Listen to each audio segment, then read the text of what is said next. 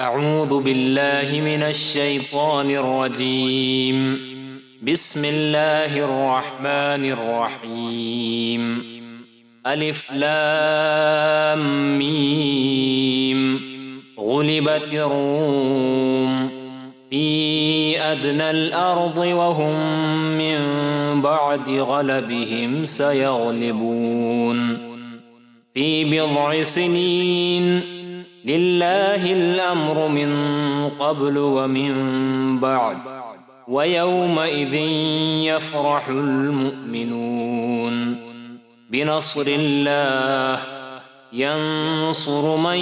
يشاء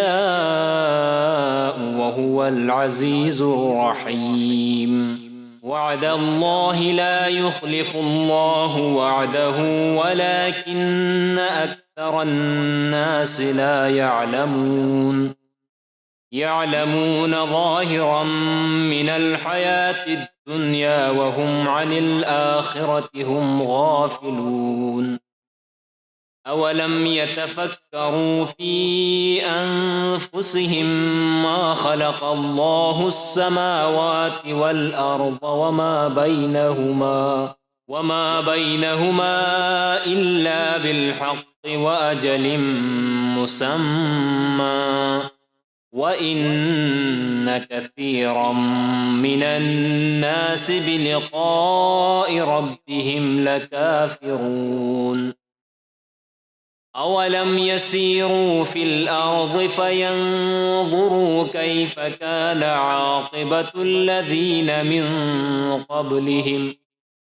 كانوا أشد منهم قوة وأثاروا الأرض وعمروها أكثر مما عمروها وجاءتهم رسلهم بالبينات فما كان الله ليظلمهم ولكن كانوا أنفسهم يظلمون. ثم كان عاقبة الذين أساءوا السوء أن كذبوا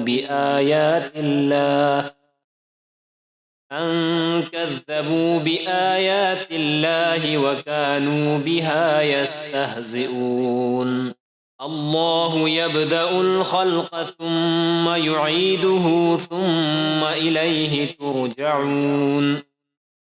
ويوم تقوم الساعة يبلس المجرمون ولم يكن لهم من شركائهم شفعاء وكانوا بشركائهم كافرين. ويوم تقوم الساعة يومئذ يتفرقون فأما الذين آمنوا وعملوا الصالحات فهم في روضة يحبرون. وأما الذين كفروا وكذبوا بآياتنا ولقاء الآخرة فأولئك في العذاب محضرون. فسبحان الله حين تمسون وحين تصبحون وله الحمد في السماوات والأرض وعشيا وحين تظهرون. يخرج الحي من الميت ويخرج الميت من الحي ويحيي الأرض بعد موتها كذلك تخرجون. ومن آياته أن خلقكم من تراب ثم إذا أنتم بشر تنتشرون. ومن آياته أن خلق لكم من أنفسكم أزواجا لتسكنوا إليها وجعل بينكم مودة ورحمة إن في ذلك لآيات لقوم يتفكرون. ومن آياته خلق السماوات والأرض واختلاف ألسنتكم وألوانكم إن في ذلك لآيات للعالمين ومن آياته منامكم بالليل والنهار وابتغاؤكم من فضله إن في ذلك لآيات لقوم يسمعون ومن آياته يريكم البرق خوفا وطمعا وينزل من السماء ماء فيحيي به الأرض بعد موتها إن في ذلك لآيات لقوم يعقلون ومن آياته أن تقوم السماء والأرض بأمره ثم إذا دعاكم دعوة من الأرض إذا أنتم تخرجون وله من في السماوات والأرض كل له قانتون وهو الذي يبدأ الخلق ثم يعيده وهو أهون عليه وله المثل الأعلى في السماوات والأرض وهو العزيز الحكيم ضرب لكم مثلا من أنفسكم هل لكم مما ملكت أيمانكم من شركاء فيما رزقناكم فأنتم فيه سواء تخافونهم كخيفتكم أنفسكم كذلك نفصل الآيات لقوم يعقلون بل اتبع الذين ظلموا أهواءهم بغير علم فمن يهدي من أضل الله وما لهم من ناصرين فأقم وجهك للدين حنيفا فطرة الله التي فطر الناس عليها لا تبديل لخلق الله ذلك الدين القيم ولكن أكثر الناس لا يعلمون منيبين إليه واتقوه وأقيموا الصلاة ولا تكونوا من المشركين من الذين فرقوا دينهم وكانوا شيعا كل حزب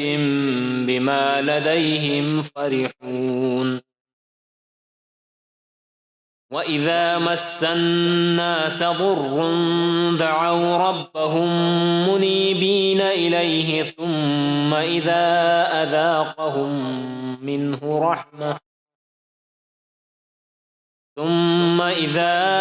أذاقهم منه رحمة إذا فريق منهم بربهم يشركون ليكفروا بما آتيناهم فتمتعوا فسوف تعلمون أم أنزلنا عليهم سلطانا فهو يتكلم بما كانوا به يشركون وإذا أذقنا الناس رحمة فرحوا بها وإن تصبهم سيئة بما قدمت أيديهم إذا هم يقنطون أولم يروا أن الله يبسط الرزق لمن يشاء ويقدر إن في ذلك لآيات لقوم يؤمنون فآت ذا القربى حقه والمسكين وابن السبيل ذلك خير للذين يريدون وجه الله وأولئك هم المفلحون وما آتيتم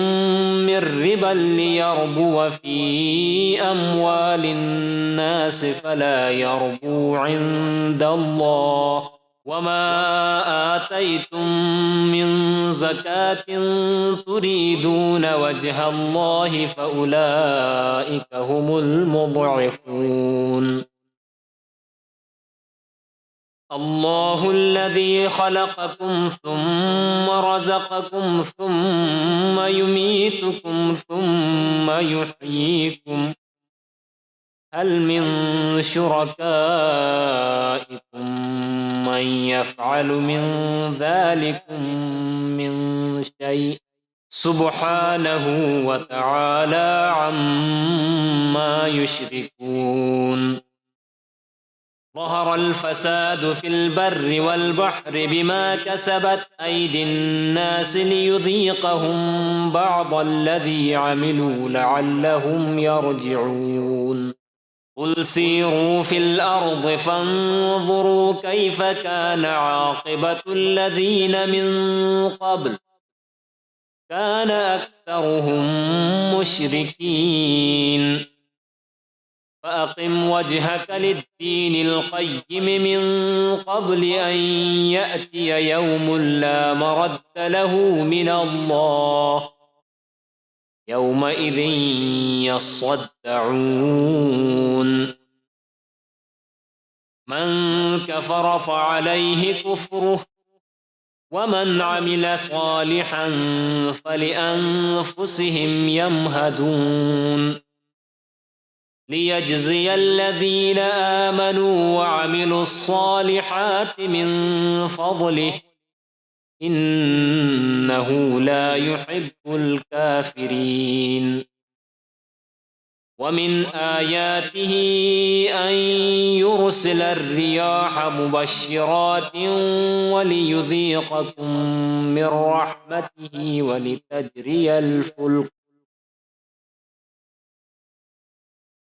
ولتجري الفلك بأمره ولتبتغوا من فضله ولعلكم تشكرون ولقد أرسلنا من قبلك رسلا إلى قومهم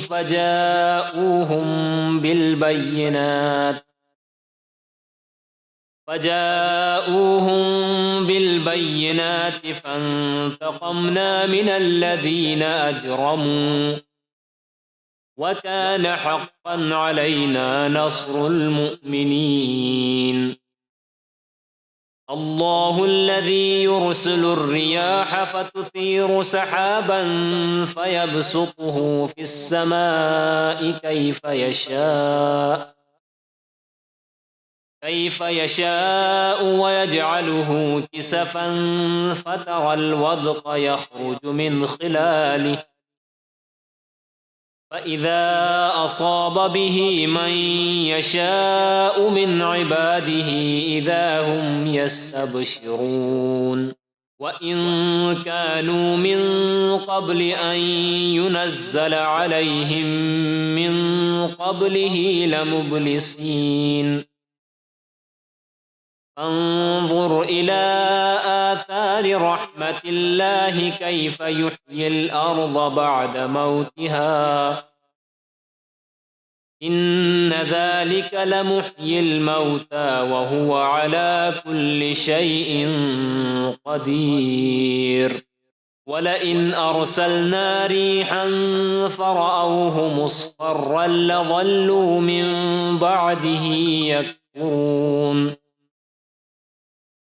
فإنك لا تسمع الموتى ولا تسمع الصم الدعاء إذا ولوا مدبرين وما أنت بهاد العمي عن ضلالتهم إن تسمع إلا من يؤمن بآياتنا فهم مسلمون الله الذي خلقكم من ضعف ثم جعل من بعد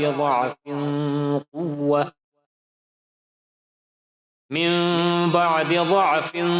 قوة ثم جعل من بعد قوة ضعفا وشيبة يخلق ما يشاء وهو العليم القدير. ويوم تقوم الساعة يقسم المجرمون ما لبثوا غير ساعة كذلك كانوا يؤفكون. وقال الذين أوتوا العلم والإيمان لقد لبثتم في كتاب الله إلى يوم البعث فهذا يوم البعث ولكنكم كنتم لا تعلمون. فيومئذ لا ينفع الذين ظلموا معذرتهم ولا هم يستعتبون. ولقد ضربنا للناس في هذا القرآن من كل مثل ولئن جئتهم بآية ليقولن الذين كفروا إن أنتم إلا مبطلون. كذلك يطبع الله على قلوب الذين لا يعلمون. فاصبر إن وعد الله حق ولا يستخفنك الذين لا يوقنون. صدق الله العلي العظيم وصدق رسوله النبي الكريم ونحن على ذلك من الشاهدين والشاكرين والحمد لله رب العالمين.